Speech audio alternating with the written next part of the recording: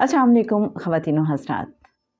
कभी आपके साथ ऐसा हुआ कि आपने कहीं खाना खाया हो और जो खाना सर्व करने वाले हैं उन्होंने बहुत मोहब्बत से खाना पेश किया हो, लेकिन इसके बावजूद वो खाना खाकर आपकी तबीयत बहुत बेजार हो गई हो, एक बेचैनी बेसुकूनी आपके अंदर उतर गई हो। आखिर ये वजह क्या होती है? क्या जो खाना बनाने वाले हैं या खाना पेश करने वाले हैं, उनकी सोचें उस खाने पे असरअंदाज हो रही होती हैं, उनका इम्पेक्ट आ रहा होता है और वो जो एनर्जी थी वो खाने में जज़्ब हो गई, और जब हमने उस खाने को खाया तो वो नेगेटिव एनर्जी हमारे अंदर ट्रांसफ़र हो गई। क्या आपको कभी ऐसा लगा?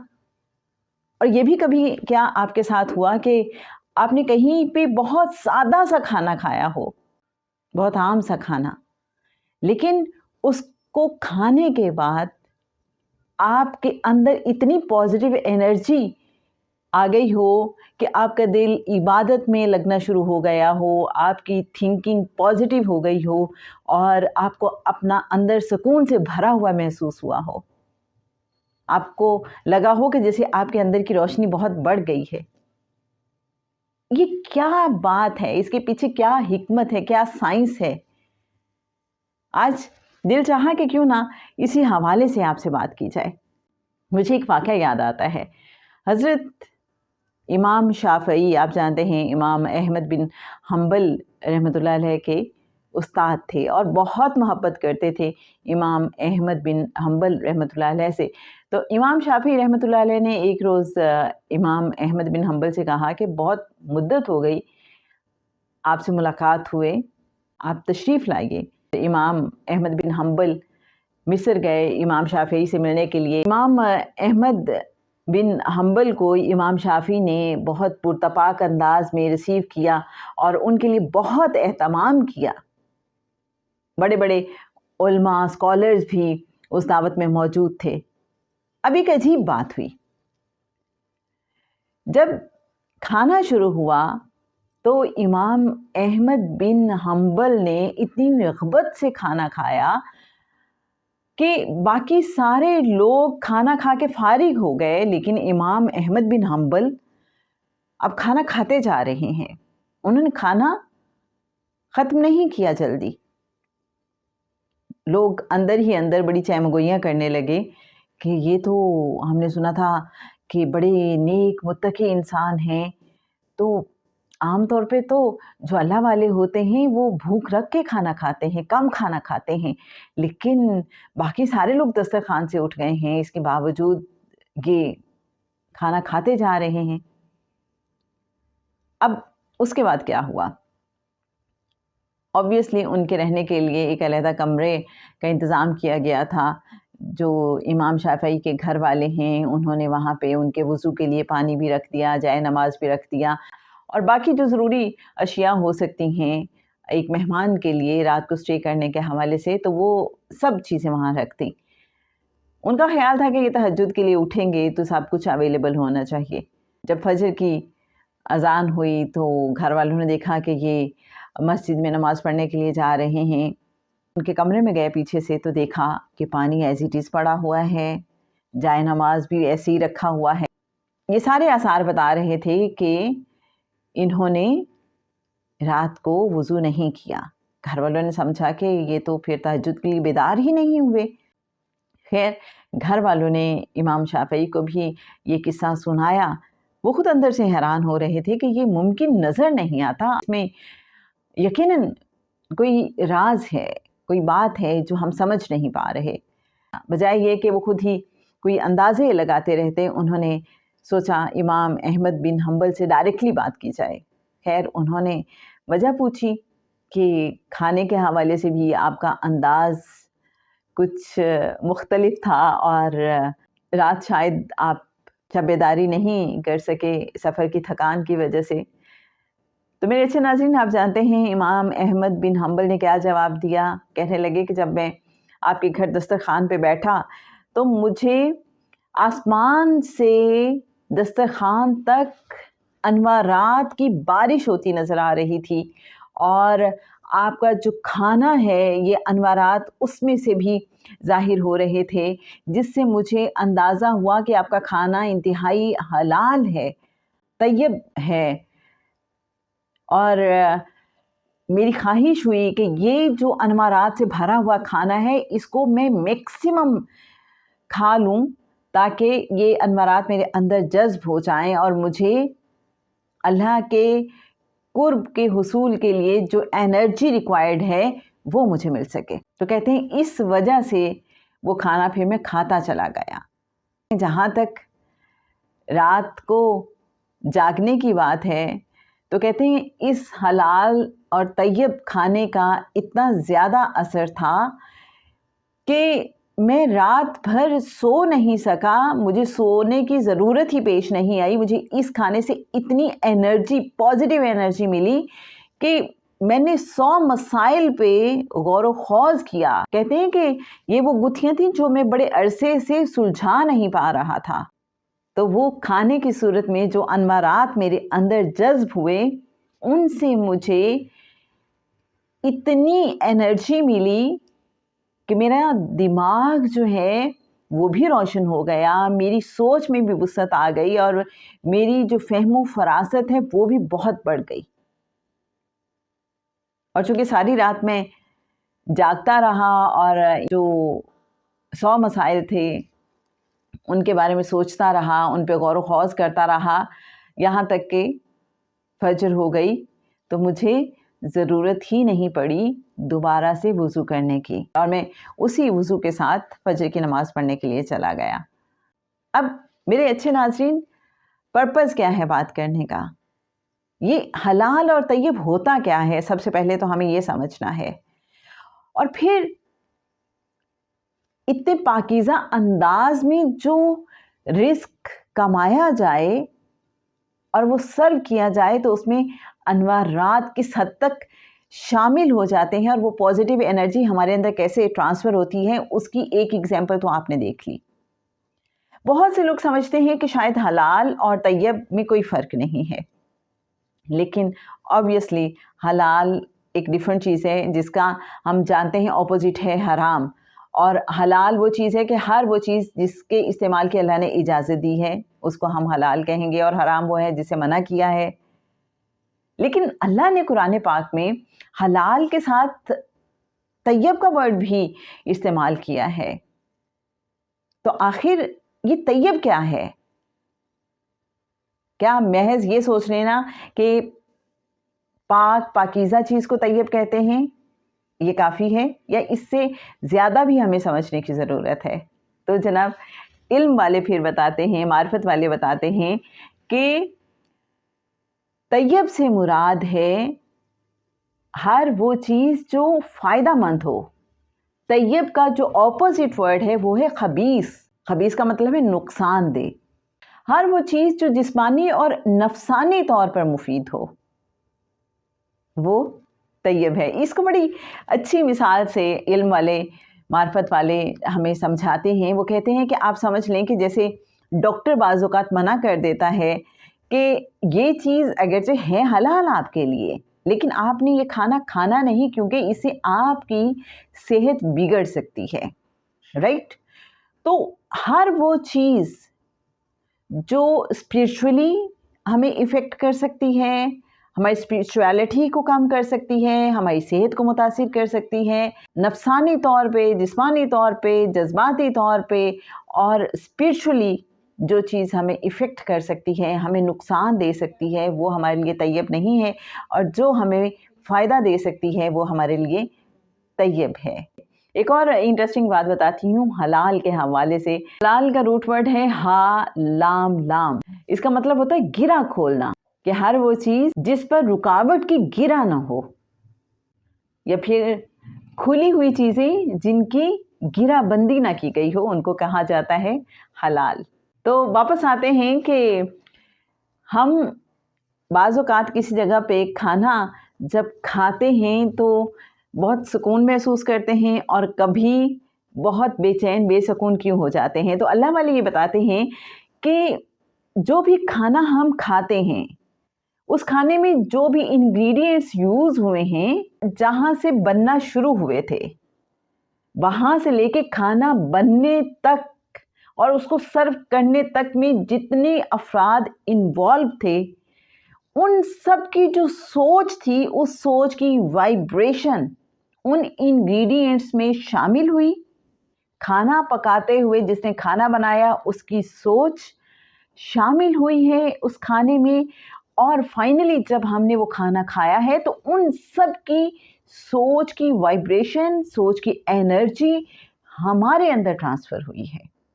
और इसमें सबसे ज़्यादा जो चीज़ मैटर करती है, खाना बनाने वाले की खाना बनाते हुए सोच क्या थी, वो क्या सोच रहा था। खाना सर्व करने वाला जब आपको खाना सर्व कर रहा था, तब वो क्या सोच रहा था। और इसी तरह से हम खुद खाना खाते हुए जो सोच रहे होते हैं, वो भी इफ़ेक्ट करता है हमें, हमारी सेहत को।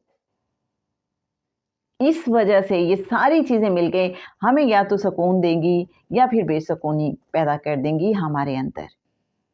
इसलिए आपने देखा होगा कि जो अल्लाह वाले होते हैं वो बहुत मोहतात होते हैं कहीं भी खाना खाने के हवाले से। उसमें ये तो देखा जाता है कि हलाल ज़राए से, हलाल कमाई से ये खाना तैयार किया गया हो, लेकिन बात यहाँ पे ख़त्म नहीं होती। जो खाना बनाने वाले हैं, उनकी सोच और उनका कसब, अगर उनका हिसाब किताब ठीक नहीं है, ऐसे लोगों का खाना जब हम खाएंगे तो हमारे अंदर बेसुकूनी पैदा हो जाएगी, हमारा डाइजेस्ट सिस्टम भी अपसेट हो जाएगा, हमारी जो ज़हनी हालत है, हमारी स्पिरिचुअलिटी है, वो सब इससे मुतासिर होंगे। एक वाक़या मुझे याद आ रहा है। एक सच्ची कहानी कहा जाता है इसको, कि पॉजिटिव और नेगेटिव थिंकिंग किस कदर इफ़ेक्ट करती है। दो ख़वातीन की लड़ाई हो रही थी। अब हुआ ये कि उनमें से एक जो ख़ातून थी, उसका छोटा सा शीरखार बच्चा था, उसने रोना शुरू कर दिया। अब उस ख़ातून ने लड़ाई करते करते दूसरी औरत के साथ अपने बच्चे को फ़ीड कराना शुरू कर दिया, और थोड़ी ही देर में उसके बच्चे की डेथ हो गई। पता ये चला कि चूंकि उस वक्त वो सख्त गुस्से में थी, उस औरत के साथ लड़ाई कर रही थी, और वो जो उसका एंगर था, उसने दूध को पॉइजन में कन्वर्ट कर दिया, उसको पॉइजनस कर दिया, जिससे उस बच्चे की डेथ हो गई। आपने कभी खुद भी देखा होगा कि अगर हम दस्तरखान पे बैठे हुए हैं और हम टीवी पे कोई ऐसी चीज़ देख रहे हैं जहाँ कत्ल व गारत और खून खराबा हो रहा है, हमें लगेगा कि हमारे अंदर जैसे फ्रस्ट्रेशन ट्रांसफ़र हो रही है। वो सिर्फ वो जो हम देख रहे हैं उसकी फ्रस्ट्रेशन नहीं होती, बल्कि वो जो हम खाना खा रहे हैं उसके साथ हम उस एनर्जी को भी एडअप कर रहे होते हैं। इसलिए कहा जाता है कि खाना खाते हुए अच्छी अच्छी बातें करें। ये बड़ी अजीब सी बातें हैं। आप कभी आजमा के देखें कि जो लोग बहुत मोहब्बत से, बहुत दिल से खाना बनाते हैं और पेश करते हैं, जैसे माँओं के हाथ में हमें जायका क्यों महसूस होता है। मैं जब इसको सोचती हूँ तो मुझे लगता है कि माँ जब खाना बना रही होती है तो बड़ी मोहब्बत से अपनी औलाद के लिए खाना बना रही होती है कि मेरी औलाद खाने को खाए तो वो बड़ा अच्छा फील करेगी। इसी तरह से आपने देखा होगा कि कुछ लोग खाना बनाते हुए मुसलसल या तो कुरान पाक पढ़ते रहते हैं, या फिर जो भी अपना रूटीन का ज़िक्र, विर्द, वजीफ़ा है वो करते रहते हैं, या दुरूद पाक पढ़ते रहते हैं, और उनका सादा सा खाना भी इंतहाई मज़ेदार लगता है, और दिल चाहता है कि ऐसे लोगों के साथ बैठ के खाना खाया जाए जो पॉजिटिव लोग होते हैं। आप ये देखें कि बाज़ औक़ात अल्लाह वालों के पास कुछ लोग जाते हैं, सादा सा खाना होता है, लेकिन उसमें कितना मज़ा, कितना टेस्ट होता है। वजह क्या है? वो जो वाइब्स हैं, वो जो पॉजिटिव एनर्जी है उस इंसान की, वो जो ऑरा है ओवरऑल, वो इम्पैक्ट कर रहा होता है उस खाने को, اور آبویسلی وہی کھانا جب ہم کنزیوم کرتے ہیں تو ہمارے اندر بھی پازیٹیو انرجی آ جاتی ہے۔ ایک بڑی انٹرسٹنگ بات بتاتی ہوں، بہت سال پہلے ایسے ہی میں ایک ویڈیو دیکھ رہی تھی، تو اس میں ایک نئی بات جو مجھے پتہ چلی، اور اس کے بعد سے پھر میں بھی اب کوشش کرتی ہوں اس پہ عمل کروں، کہ جو کہ ہر چیز ہی جاندار ہے، زندہ ہے، اور پانی جس سے تو کہا جاتا ہے کہ پانی زندگی ہے، اور یہ بھی کہ یہ سنتا ہے، شعور رکھتا ہے۔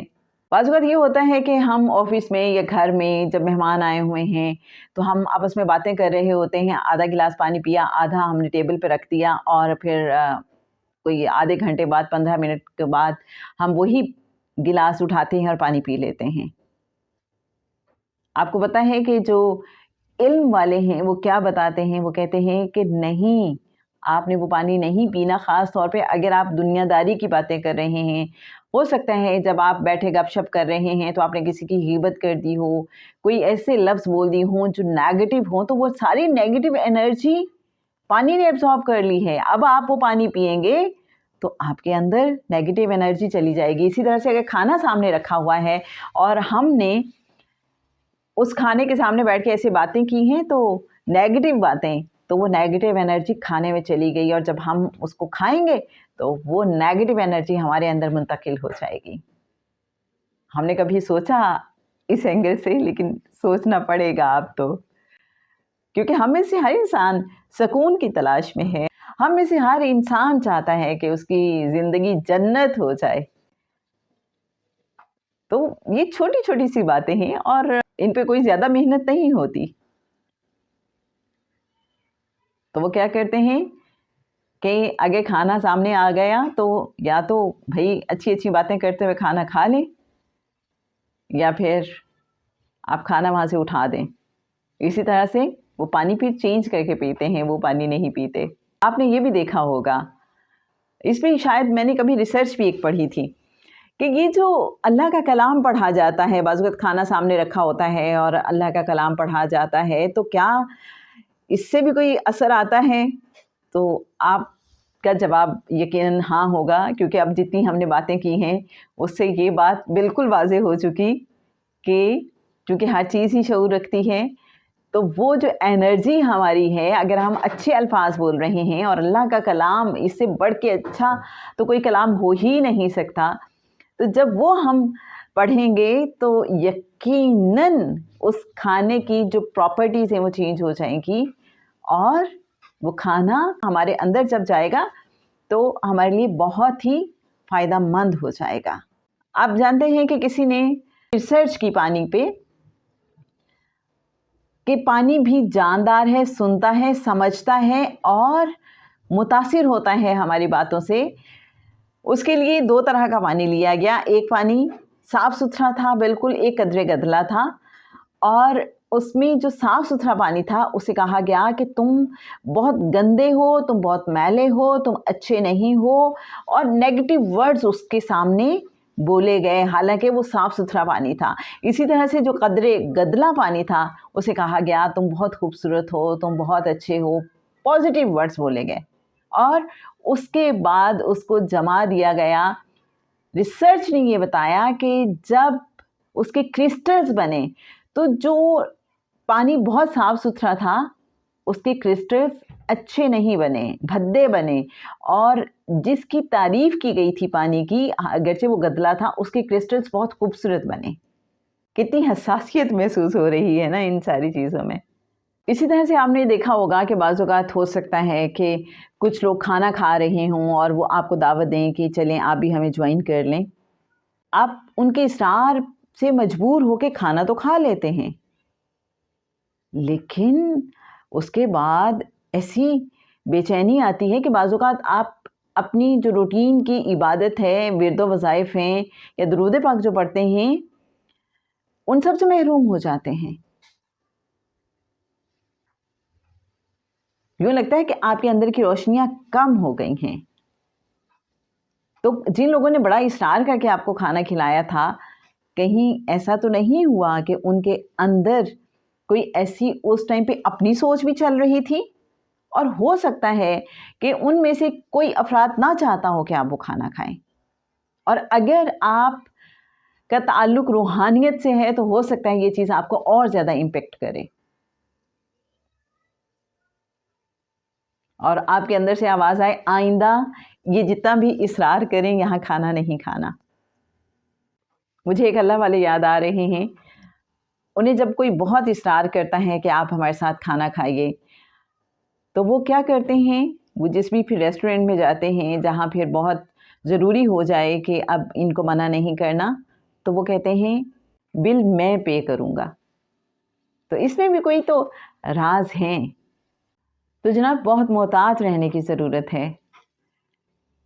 ہم لوگ تو بازار کا کھانا آرام سے کھا لیتے ہیں، لیکن مجھے میرے اپنے مرشد صاحب یاد آتے ہیں، وہ بارہا اپنے لیکچرز میں بتاتے ہیں کہ جو اللہ والے ہوتے ہیں وہ بازار کا کھانا پھر اوائڈ کرنا شروع ہو جاتے ہیں، اسی نیگیٹو انرجی سے بچنے کے لیے، ان سارے معاملات کو اوائڈ کرنے کے لیے، اپنے اندر کی روشنی کو بچانے کے لیے، اپنے اندر کو بے سکونی سے بچانے کے لیے۔ اور اللہ والے پھر یہ بھی سمجھاتے ہیں کہ بھائی اگر کسی بھی جگہ پہ آپ کھانا کھاتے ہیں اور اس کے بعد آپ کی طبیعت اپسیٹ ہو جاتی ہے، تو اس کا ایک سلوشن تو یہ ہے کہ وہاں پھر کھانا اوائڈ کرنا شروع کر دیں۔ اور آپ کو پتہ ہے کہ علم والے یہ بھی پھر بتاتے ہیں کہ جب آپ کھانا بنا رہے ہوں تو ایون یہاں تک کر سکتے ہیں کہ جن لوگوں نے وہ کھانا کھانا ہے، آپ کھانا بناتے ہوئے وہ ساری سوچیں جو اصل میں ان لوگوں کو ٹرانسفر کرنا چاہ رہے ہیں، وہ کھانا بناتے ہوئے سب کچھ ریپیٹ کریں اپنے اندر، تو وہ کھانے کی صورت میں سوچیں ان تک پہنچ جائیں گی۔ اگر آپ اپنے بچوں کو فرما بردار دیکھنا چاہتے ہیں تو کھانا بناتے ہوئے یہ سوچیں کہ انشاءاللہ میرے بچے بہت فرما بردار ہو جائیں گے، بہت خیال کرنے والے، بہت ہمدرد بنیں گے۔ اور پھر دوسری بات یہ ہے کہ کھانا بناتے ہوئے بھی اور کھانا سرو کرتے ہوئے بھی کھانے کے لیے بھی اچھے لفظ بولیں، تاکہ کھانا اس سے خوشی محسوس کرے اور وہ خوشی ہمارے اندر اتر جائے۔ اب یہ باتیں بڑی عجیب سی لگ رہی ہوں گی کہ بھائی کھانا کیسے خوشی محسوس کر سکتا ہے، اس لیے کہ ہمیں اس چیز کا شعور نہیں ہے کہ ہر چیز شعور رکھتی ہے۔ آپ میں سے تو بہت سے لوگوں کو یہ شعور ہے کہ ہر چیز شعور رکھتی ہے۔ جب ہم اس چیز کو سمجھ جائیں گے تو پھر ہمیں پتہ چلے گا کھانے کی تعریف کرنا بھی بہت ضروری ہے، اور کھانا بنانے والے کی تعریف کرنا بھی بہت ضروری ہے۔ جیسے ٹرکش کلچر میں مجھے ایک بات بڑی اچھی لگتی ہے کہ وہ جب کسی کو دعا دینا چاہیں دسترخوان سے اٹھتے ہوئے تو وہ یہ کہتے ہیں کہ اللہ آپ کے ہاتھ سلامت رکھے، اللہ آپ کا ذائقہ سلامت رکھے۔ تو یہ کتنی بڑی دعا ہے۔ اب آپ یہ دیکھیں کہ جب ہم کھانا کھا رہے ہوتے ہیں تو کبھی دھیان اس طرف چلا جاتا ہے کہ میرے رب، یہ کھانا تو نے مجھے عطا کیا، میرے جیسے انسان کو اتنا مزیدار کھانا تو نے میرے ذائقے کو قائم رکھا کہ مجھے عام سی سادہ سی چیز بھی اتنی مزیدار لگتی ہے۔ تیرا کتنا کرم ہے مجھ پہ، اور تیری کتنی مہربانی ہے کہ میں اس کھانے کو پراپرلی چبا سکتا ہوں، میرے اعضاء سلامت ہیں، میں اس کو نگل سکتا ہوں۔ یہ آقا صلی اللہ علیہ وسلم کی رحمت ہے، اور اللہ تو نے مجھے یہ وسائل عطا کیے کہ یہ کھانا مجھ تک پہنچا۔ ہر چیز کو کیئر آف اللہ دیکھیں، اور پھر جس انوائرمنٹ میں بیٹھ کے ہم کھانا کھا رہے ہیں اس سب کو بھی اس کے ساتھ جوڑ دیں تو کہاں کہاں دھیان جاتا ہے۔ پھر جس نے کھانا بنا کے پیش کیا، جس نے ہمیں یہ وسائل عطا کیے، جیسے اس کے انگریڈینٹس کیسے ہم تک پہنچے، ہر چیز کے لیے جب ہم سوچتے ہیں کھانا کھاتے ہوئے تو واقعی دل میں شکر گزاری کے احساسات پیدا ہوتے ہیں، اور بندہ کہتا ہے اللہ پلیز مجھے اپنا فرما بردار بنا لے، تو اتنا مجھ پہ مہربان، تو اتنا میرا خیال رکھنے والا، میرا دل چاہتا ہے کہ تیری اتنی مہربانیوں کے جواب میں ویسا بن جاؤں جیسا تو مجھے چاہتا ہے کہ مجھے ہونا چاہیے۔ تو اللہ مجھے میرے اختیار کے حوالے مت کرنا، میں نے اپنے آپ کو تیرے حوالے کیا، بس تو مجھے اپنے رنگ میں رنگ لے۔ پھر بس بندے کا دل چاہتا ہے اللہ سے باتیں کرنا شروع کرتے ہیں، جو بھی اس کے دل میں آئے اللہ سے تو پھر ہر بات ہی کی جا سکتی ہے، اس سے بڑھ کے تو اپنا کوئی ہے نہیں، اس سے بڑھ کے تو کوئی سمجھنے والا بھی نہیں ہے ہمیں۔ تو شکر گزاری کی جو بات ہو رہی ہے، تو آئیے دیکھتے ہیں کہ سورہ النحل کی آیت 114 میں اللہ کیا فرماتا ہے۔ جو کچھ حلال اور پاکیزہ رزق اللہ نے تمہیں دے رکھا ہے اسے کھاؤ اور اللہ کی نعمت کا شکر ادا کرو۔ تو ہمیں یہ سمجھ آ رہی ہے یہاں اللہ نے صرف یہ نہیں کہا حلال، اللہ نے ساتھ یہ بھی فرمایا ہے کہ حلال اور طیب رزق جو اللہ نے تمہیں دے رکھا ہے اسے کھاؤ اور اللہ کا شکر ادا کرو۔ تو یہ سمجھ آتی ہے کہ شکر ادا کرنا بھی بہت ضروری ہے، اور شکر ادا کرنے کا ایک طریقہ یہ بھی ہے کہ ہم اسے دوسروں کے ساتھ شیئر کر لیں۔ جو نعمت بھی اللہ نے ہمیں عطا کی ہے ہم اسے دوسروں کے ساتھ شیئر کر لیں۔ چلتے چلتے جو حلال رزق ہے اس کی کتنی زیادہ اہمیت ہے کہ ایک مرتبہ حضرت ابن عباس نے آقا صلی اللہ علیہ وآلہ وسلم کے سامنے رزق حلال کے حوالے سے ایک آیت تلاوت کی، تو حضرت سعد بن ابی وقاص اٹھ کے کھڑے ہو گئے اور آقا صلی اللہ علیہ وآلہ وسلم سے ریکویسٹ کی کہ یا رسول اللہ صلی اللہ علیہ وآلہ وسلم آپ دعا فرما دیجئے کہ اللہ مجھے مستجاب الدعوات بنا دے۔ تو کریم آقا صلی اللہ علیہ وآلہ وسلم نے فرمایا اے سعد اپنا کھانا حلال اور طیب رکھو۔ تو یوں سمجھ آتی ہے کہ اگر ہم چاہتے ہیں کہ ہماری دعائیں قبول ہونا شروع ہو جائیں تو حلال اور طیب رزق بہت ضروری ہے۔ تو جناب یہ چند ایک پہلو تھے جو دل چاہا کہ آج آپ کے ساتھ شیئر کیے جائیں۔ کھانے کے حوالے سے کچھ فیلنگز تھیں جو مجھے لگا کہ شاید آپ کے ساتھ بھی ایسا ہوتا ہو۔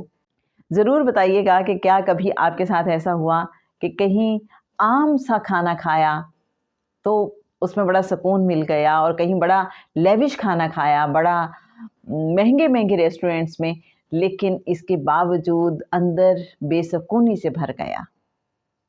آپ نے یہ بھی دیکھا ہوگا کہ یہ جو ہم لنگر کھاتے ہیں کتنا سادہ سا ہوتا ہے لیکن اس کا اپنا مزہ ہوتا ہے۔ تو مجھے لگتا ہے یہ نسبتیں بھی بہت اہم ہیں۔ اپنا ایکسپیرینس اپنی آبزرویشن ضرور شیئر کیجیے گا۔ آج کے ٹاپک کے حوالے سے ہمیں بہت اچھا لگے گا۔ اللہ حافظ۔